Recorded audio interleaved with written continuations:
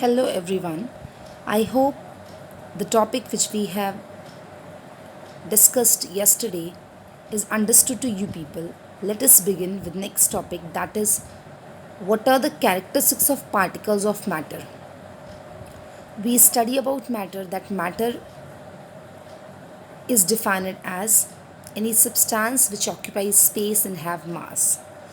So what basic characteristics do matter particles shows?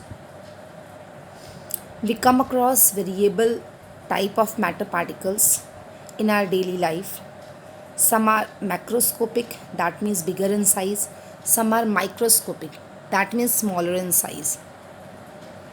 What is the similarity in these macroscopic or microscopic particles? Let us see what properties they show, what characteristics do matter particle have. First characteristic is size. The particles of the matter are so small that we cannot see them. They cannot be seen with powerful microscope. For example, we have taken a piece of chalk, which is a macroscopic substance, matter particle, which we can use, which we can hold. With the help of that, we can write. But if we think of that, what is that chalk piece made up of? It is made up of very small powdery particles of calcium carbonate mixed with water. Now, the smallest unit of that chalk piece is small particle of calcium carbonate, which is this much of minute that we cannot see them even with powerful microscope. There is one activity to understand this point more better. That is, we have to observe the particulate nature of the matter and small size of the particle with the help of one activity in which potassium permanganate we will be using. Let us see activity. Activity to show the particulate nature of the matter and the small size of the particle. We have taken very minute amount of potassium permanganate in a beaker or ink droplet added to a beaker filled with water. Consider we have taken 100 milliliter of water in a beaker and we add 2 to 3 drops of ink to it. With the help of dropper and continuously we stir it. Now take 10 milliliter of water out from that beaker and add it to another beaker which is containing 90 milliliter of water without any ink droplet. So we will see that as many times we repeat this process, the color of ink in a beaker will reduce. What we have done, we have taken a beaker in which 100 milliliter of water is filled. We add 2 to 3 droplets of ink to that beaker. The color of water changes. It becomes bluish in color.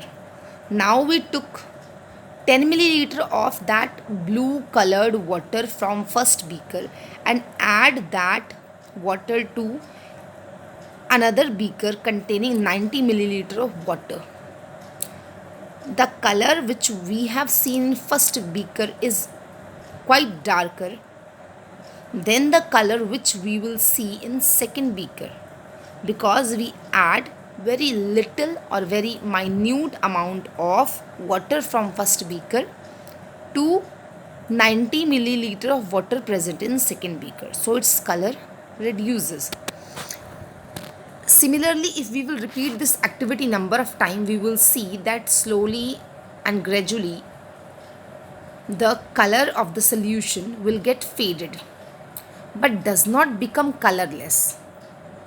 Some extent of color we will see, it do not become colorless because it helps the particles of ink keep on dividing themselves into smaller and smaller particles on dilution, as we have discussed, that matter particle which is macroscopic is made up of very small unit microscopic particles.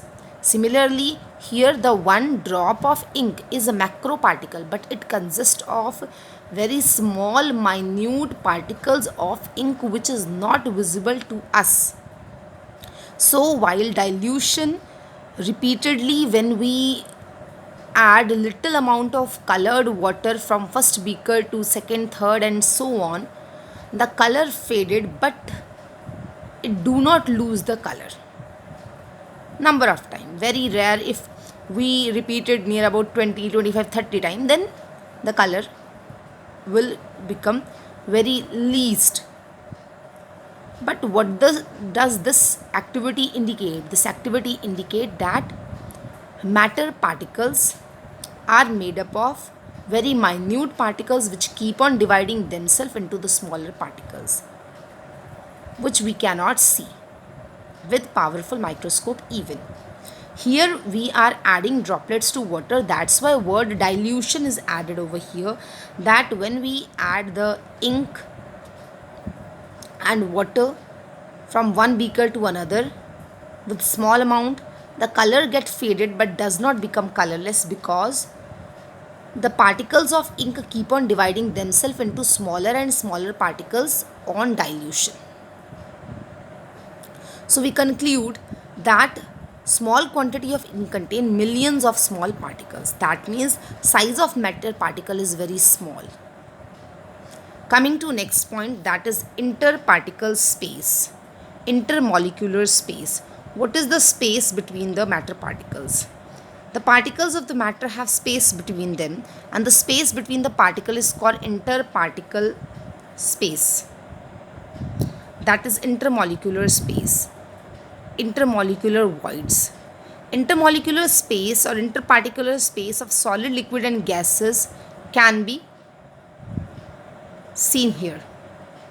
We see that in case of solid, interparticle space is quite more, whereas quite less, whereas in liquid it is greater than solid, and in gaseous we see that intermolecular space is enough. These space which we can see in the figure is due to intermolecular force of attraction. In solid, between two matter particles, the intermolecular force of attraction is greater. That's why the space between the particles we see is quite less. Whereas in liquid, intermolecular force of attraction is weaker than solid. That's why the space in case of liquid increases. And in gaseous, intermolecular force of attraction is least. That's why space between the